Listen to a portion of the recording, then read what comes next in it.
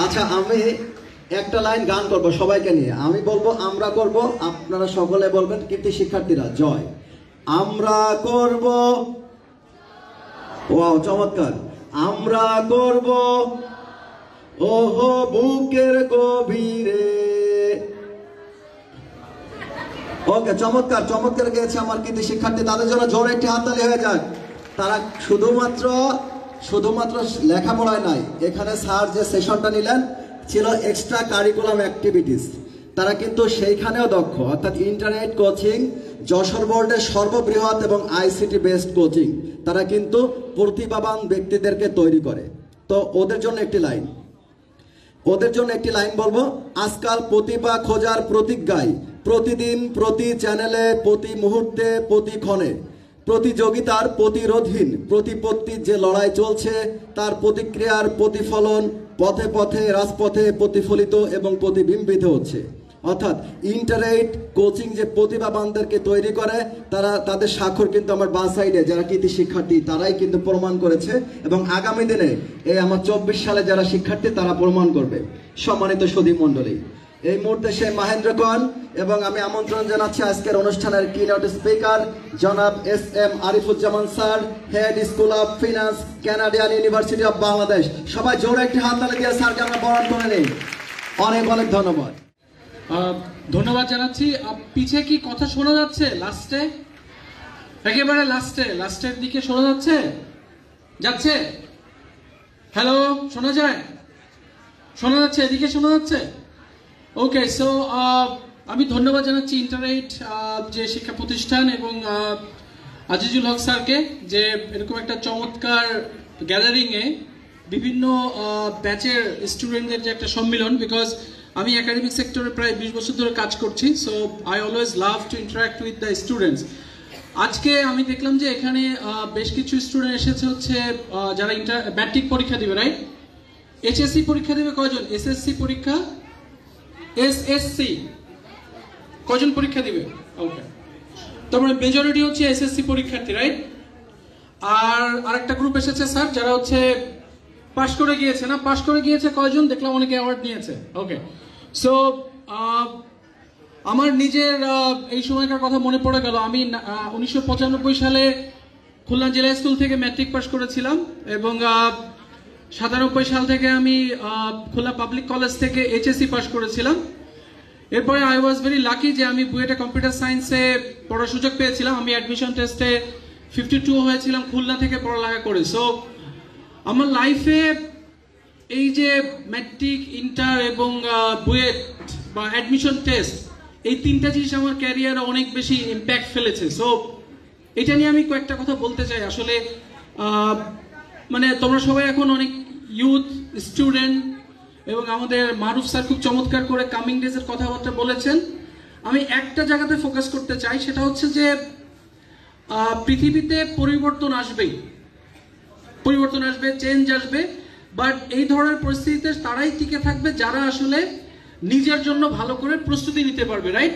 So আমরা একটা কথা চিন্তা করি, সেটা হচ্ছে অল অফ ইউ। আমি I will be asking this question to all of you. সবাই যেহেতু স্টুডেন্ট, কিছু অভিভাবক আছেন, সেটা হচ্ছে আমাদের লাইফে what you want to do.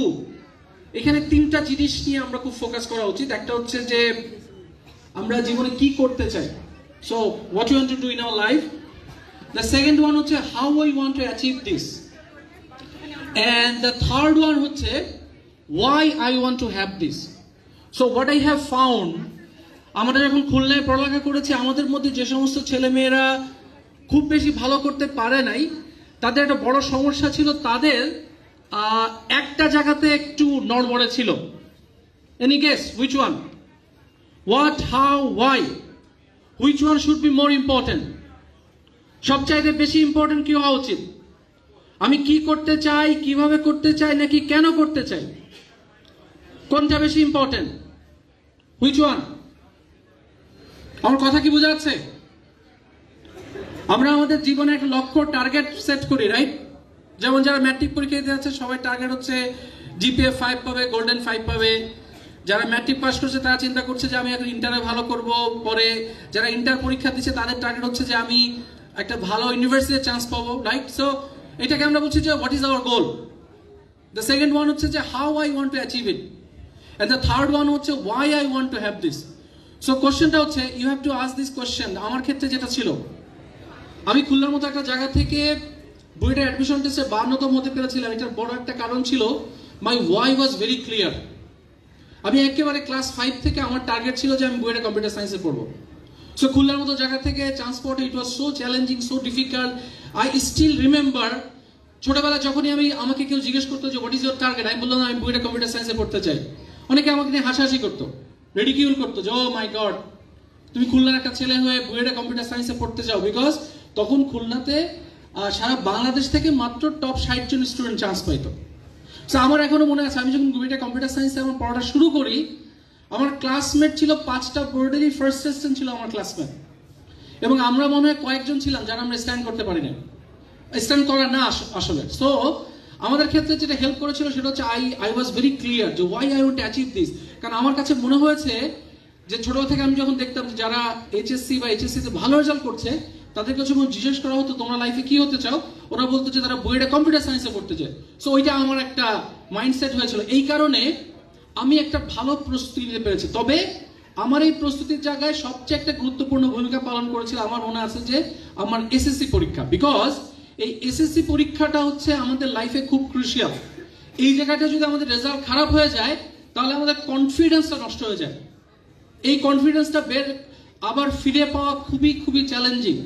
এবং ওই সময় আমাকে একটা ওই খুলনার আমাদের ওই সময় অন্যতম সেরা কোচিং সেন্টার, আমি সেটার কাছে এখনো কৃতজ্ঞ যে আমরা চিন্তা করেছিলাম যে প্রি টেস্টের টেস্ট দেওয়ার পরে 3 মাস পরীক্ষা আমরা বাসায় বসে পড়বো। বাট হঠাৎ করে আমি শুনলাম যে একটা কোচিং সেন্টার হয়েছে এবং আমরা জেলা স্কুলের প্রায় 100 জন স্টুডেন্ট ওখানে আমরা জয়েন করলাম। And after going there I found that তারা যেভাবে আমাদেরকে চমৎকার করে একটা সিস্টেমের মধ্যে দিয়ে এগিয়ে নিয়ে যাচ্ছে, যেটা মাহরুফ স্যার বলেছেন যে এখন কিন্তু ওই মাটির নিচের জিনিস নিয়ে চিন্তা করার সময় নেই। খুব চমৎকার একটা অ্যানালজি দিয়েছেন স্যার, যে উপরের জিনিসটা মানে আমার এভরিথিং ইজ ডান, আমাকে এখন প্র্যাকটিস করতে হবে। এই প্র্যাকটিসটা কিন্তু ঘরে বসে হবে না, আমাকে একটা সুন্দর প্রতিষ্ঠানের কাছে যেয়ে করতে হবে। এবং বুয়েটে আমি কম্পিউটার সায়েন্সে চান্স পাওয়ারও বড় কারণ ছিল আমি খুলনাতে একটা কোচিং সেন্টারে কোচিং করেছিলাম, যেখানে আমাকে একেবারে সিস্টেমেটিক্যালি এগিয়ে নিয়েছে। আমার থেকে অনেক ব্রিলিয়ান্ট স্টুডেন্ট তারা কিন্তু এসএসসি এইচএসসি বা বুয়েটে যে ভালো করেন এই পরীক্ষায়, বড় কারণ ছিল দে ওয়ার ওভার কনফিডেন্ট।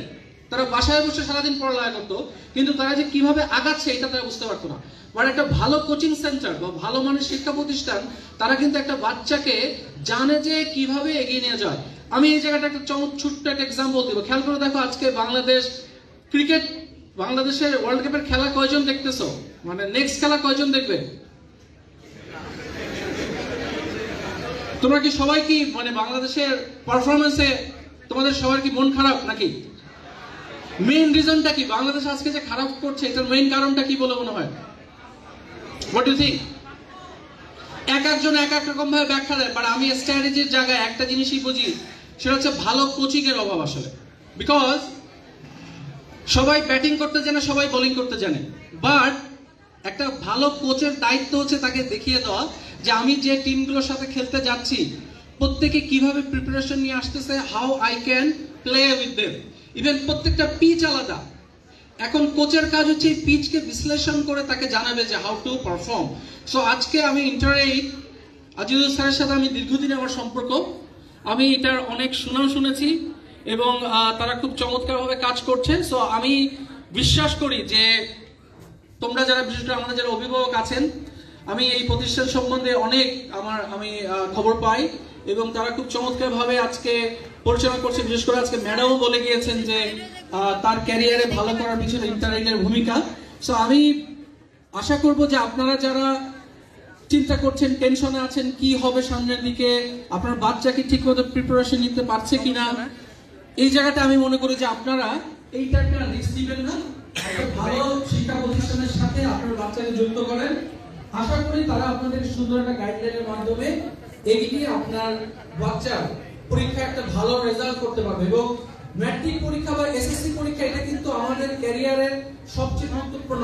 আমার এখনো মনে আছে যে আমি যখন কোচিং করেছিলাম আই ওয়াজ ভেরি কনফিডেন্ট, যদিও আমাদের সময় স্ট্যান্ড ছিল, আমি আনফরচুনেটলি 12 মার্চের জন্য স্ট্যান্ড করতে পারি নাই, বাট তারপরে আমার একটা ভালো স্কোর ছিল 850 প্লাস। আমাদের সময় 850 plus 85% marks was a great milestone. So I could achieve that, এবং আমার কাছে মনে হয় যে এটার জন্য আমি কৃতজ্ঞ ছিলাম যে আমাকে একটা সুন্দরভাবে পরিচালিত করে এগিয়ে নিয়ে গিয়েছে যেটা সেটা। লাস্টে আমি একটা ছোট্ট একটা প্রেজেন্টেশন আছে, আমি 5 মিনিট প্রেজেন্টেশন শেষ করব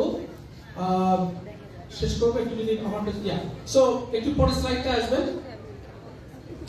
সো এটা আমার একটা ছোট একটা পরিচয় বেসিক্যালি, যে লাইক আমি খুবই আজকে এমনিতে আমি গর্বিত এবং আমি খুব মানে কৃতজ্ঞতা আজিজুল স্যারের কাছে, মারুফের কাছে, যে আমাকে আজকে তারা সম্মান দিয়ে প্রোগ্রামটা দিয়েছে। আমি নিজে খুলনার ছেলে, খুলনা প্রাইমারি স্কুল, আমাদের বিভিন্ন স্কুল থেকে পড়েছি, জেলা স্কুল, পাবলিক কলেজ, বুয়েটে পড়েছি। এরপরে আমি বিদেশ থেকে 2টা ডিগ্রি করে এসেছি, ফ্রান্স এবং থাইল্যান্ড থেকে। আজকে আমি ব্র্যাক, নর্সাউথ, আইইউবি, স্টোয়েস, নর্সাউথ, আইবিএ, ঢাকা ইউনিভার্সিটি সব জায়গায় আমি পড়াই, এবং আমাদের নতুন একটা ইউনিভার্সিটি, ওটা আমি শুরু থেকে ইউনিভার্সিটি টিচার, এবং আদার দেন আমি ইন্ডিয়াতে একটা ইউনিভার্সিটি ভিজিটিং প্রফেসর হিসেবে কাজ করছি। কোন স্লাইডটা একটু যদি যাই আমরা। সো আমি এটাই বলছিলাম যে একটু জাস্ট 5 মিনিটস মধ্যে শেষ করে দেব। যে অল অফ ইউ, তোমাদের কাছে আমার রিকোয়েস্ট, বাসায় যেটাই চিন্তা করবা যে মূল ফোকাসটা দিতে হবে why you want to have something। যখন আমার কাছে ম্যাট্রিক পরীক্ষা আমি সর্বস্ব দিয়েছিলাম, কারণ আমি জানতাম যে ম্যাট্রিক পরীক্ষা যদি ভালো করতে না পারি তাহলে ইন্টার ভালো করতে পারবো না, ইন্টার না করলে আমি বুয়েটে চান্স পাবো। So that was my why। সো why has to be very important। For স্লাইডটা দেখতে যেতে চাই। This is very important. এই যে আগামী 3 মাস সময় অনেক ধরনের ডিস্ট্রাকশন আসবে, বাট আমার এই whyটা যদি স্ট্রং থাকে তাহলে আমি যে কোনো এক্সকিউজ থেকে নিজেকে বাঁচাতে পারবো। And this is the most important time of your life. আজকে বাংলাদেশ ক্রিকেট খেলায় খারাপ করছে না, একটা কারণ বলেছি কোচিং, আরেকটা কারণ হচ্ছে ডিসিপ্লিনের অভাব। বলা হয় যে, আমি নিজে বিশ্বাস করি there is nothing called talent। Talent বলে কিছু না। আমরা যে বলি যে আচ্ছা ওই ছেলে অনেক ভালো করেছে, ওই মেয়ে অনেক ভালো করেছে, অনেক ট্যালেন্টেড, ট্যালেন্ট বলে কিছু নাই। What is talent? Is nothing but the outcome of hard work and discipline. All of you can achieve greatness যদি তুমি এই ডিসিপ্লিনের মধ্যে নিজেকে আনতে পারো। সো তোমার why has to be much more stronger than your excuses। অনেক মনে হবে যে আচ্ছা একটু আরাম করি, ঘুমায় পড়ি, বাট এই সময়টাতে হার্ড ওয়ার্ক করতে হবে। হার্ড ওয়ার্কের কোনো অল্টারনেটিভ নাই, কোনো। এবং আজকে একটা কথা আমি শুনেছি, সেটা খুব ভালো লেগেছে, যে তোমরা কি 10 বছরের কষ্ট করতে চাও নাকি 40 বছর কষ্ট করতে চাও? So that's very simple. লাইফে ভালো করতে গেলে এই ইনিশিয়াল কিছু বছর স্ট্রাগল করতে হবে, এন্ড দ্যাট ইজ ইম্পর্টেন্ট। এবং ট্রেডটা তোমাকে আজকে করতে হবে, যে আমি কি আগামী 5-7 বছর খাটবো, নাকি এই 5-7 বছর অনেক এনজয় করবো আর সারা জীবন কষ্ট করে ঘুরে বেড়াবো। আমার লাইফে আমি দেখেছি অনেক ছেলে পেলে, বাচ্চারা অনেক সুপার ট্যালেন্টেড, বাট ডিসিপ্লিন নেই, এখানে তাদের ক্যারিয়ার নষ্ট করে। পরের স্লাইডটা দেখতে চাই। হ্যালো ভাই, আমাদের নেভিগেটর একটু পর স্লাইডে যাই। আমি একটা ছোট একটা एग्जांपल দিতে চাচ্ছি। আবারও বলছি, যারা আমরা বিভিন্ন স্টেজের স্টুডেন্ট আছি, পৃথিবীর দুইজন খুব বিখ্যাত লোক, একজন হচ্ছে ওয়ারেন বাফেট, একজন হচ্ছে বিল গেটস। কারা এরা? চিনি আমরা এদেরকে? Warren Buffett, Bill Gates. Warren Buffett, Bill Gates কারা? পরিচয়টা কি? ধনী লোক। বাহ, ওনার জন্য একটা হাততালি। সুন্দর কথা। এবং এটাই সবচেয়ে সত্য কথা, কারণ এই দুই ভদ্রলোক টানা 10-15 বছর পৃথিবীর 1 নম্বর এবং 2 নম্বর বড় লোক ছিল। তো এই দুইজন ভদ্রলোককে একবার একটা প্রোগ্রামে আলাদা করে বসানো হয়েছে, বলা হয়েছিল যে আপনাদের সাকসেসের জন্য there can be so many reasons, but একটা রিজন যদি জানতে চাও সেটা কি বলবে? দুইজনে আলাদা করে লিখেছে খামে করে, এবং কেউ কাউটা দেখে নাই। পরে বের করে দেখার পরে গিয়েছে দুইজনই একই জিনিস বলেছে। what is that word? দেখা যাচ্ছে সেটা কি? ফোকাস। এই ফোকাসটা যেন সরে না যায়। the focus should be to get good marks। একবার তো ছাড়া যাবে না। আমার এখনো মনে আছে যে আমরা যখন ম্যাট্রিকের প্রস্তুতি নিচ্ছিলাম, ফলে আমি বারবার ম্যাট্রিক শব্দটা ইউজ করছি, যেহেতু 28 বছর আগে ম্যাট্রিক পরীক্ষা দিয়েছিলাম, সো এটা আমার মাথার মধ্যে ঢুকে আছে। এসএসসি না, এই এসএসসি পরীক্ষা আমার মনে আছে যে ম্যাথমেটিক্স পরীক্ষা 3 ঘন্টার পরীক্ষা। আনফরচুনেটলি আই ওয়াজ ভেরি ভালো কিছু কোচিং আমি পাইনি, মেন্টরিং পাইনি, কারণ আমি রিভিশন দিতাম না। 1.5 ঘন্টায় পরীক্ষা দিয়ে বেরোয় চলে আসছিলাম। করোনেশনে আমার সিট পড়ছিল, করোনেশন স্কুলে, ওখানে মনে হয় 400-500 স্টুডেন্ট পরীক্ষা দিয়েছে। সো আমি যখন পরীক্ষা দিয়ে বের হয়ে আসি, আজিজ স্যার তো আমার 1 বছর সিনিয়র, তো জানে ওই সময় একটা সিস্টেমের কথা। তা আমি যখন বের হয়ে আসি দেখি প্রায় 500 অভিভাবক আমাকে ছেড়ে ধরলো। অভিভাবকরা ভয় পাচ্ছে যে নিশ্চয়ই আজকে ম্যাথ পরীক্ষা খুবই খারাপ হয়েছে, তাদের বাচ্চারা আমার খারাপ করছে। আমাকে সবাই ঘিরে ধরলো যে তুমি কি জেলা স্কুলের ফার্স্ট বয় কিনা। আমি বললাম না আমি ফার্স্ট বয় না, আমার তখন রোল ছিল 13। তো আমি 1.5 ঘন্টা পরীক্ষা দিয়ে এসেছি, কারণ আমি দেখছি সব পার্সে চলে আসি। বাট বাসায় যাওয়ার পথে আমি দেখলাম যে আমার মনে পড়ে গেছে যে জ্যায়ের সমীকরণ একটা আছে। তোমরা করো নাকি যারা ম্যাট্রিক পরীক্ষা দিবে? জ্যায়ের সমীকরণ আছে নাকি? এখনো কি করা এটা আমি জানি না, যে বৃত্তের মধ্যে জ্যায়ের সমীকরণ। তো আমার মনে আছে যে এটা আমি ভুল করে ফেলছিলাম। 3 মার্কস ছিল। ওই যে মনের কষ্ট দেখা, এখনো সেই মনের কষ্ট আছে। আমি একসাথে পরীক্ষা 91 পাইছিলাম। খেয়াল করে দেখো, আমি 2টা ম্যাথে 91 পাইছি। আমি স্টার্ট করি 12 মার্কসের জন্য। আমার অনেক ফ্রেন্ড আছে আমার থেকে 20-40 নম্বর কম পেয়েছে, বা তারা 200 পেয়েছে। সো আমি যদি আরেকটু ডিসিপ্লিন হইতাম, আরেকটু ফোকাস হতাম, তাহলে কিন্তু আমি ঠিকই আরো ভালো করতে পারতাম। সো এইটা খুব ইম্পর্টেন্ট। ছোট ছোট জায়গায় কিন্তু ফ্যাক্টর। যে বাংলাদেশ যে ক্রিকেট টিম ভালো করছে না কেন, এটা বোঝার একটা খুব সিম্পল উপায়। কালকে যদি শ্রীলঙ্কার ব্যাটিং দেখো, একটু ব্যাটার কোনায় খোঁচা লেগে সব আউট হয়ে যাচ্ছে, রাইট? সো বাংলাদেশের প্লেয়াররা মনে করতেছে আমি তো ব্যাটিং শিখছি, বল আসলে মারবো। It's not like that. World is really, it's a challenging place. Battlefield is really challenging. এখানে কিন্তু প্রশ্নকর্তারা ওইভাবেই চ্যালেঞ্জিং কোশ্চেন ছুড়ে দেবে, এটাতে সেই ভালো করবে যার মধ্যে ফোকাস থাকবে। আমরা শেষ স্লাইডে চলে যাব। সো আমি আমার বক্তব্যটা এখানে শেষ করতে চাই। এটা আসলে আমি জানি এটা একটা ইয়ে নিয়ে আসছিলাম, চিত্র। এটা কি ক্লিক করলে লাভ দেয় কিনা আই ডোন্ট নো। পিছন থেকে আবার ফিরে আসেন তো, পিছের স্লাইডে যাও, এই স্লাইডে ফিরে আসেন। পরের স্লাইডে যান। ওকে, এটা তো অ্যানিমেশন কাজ করে না। পরের স্লাইড লাস্টের স্লাইডে চলে যান। লাস্টের স্লাইড, সরি লাস্টের স্লাইডে চলে যান। অ্যানিমেশন দেওয়া নেই তো।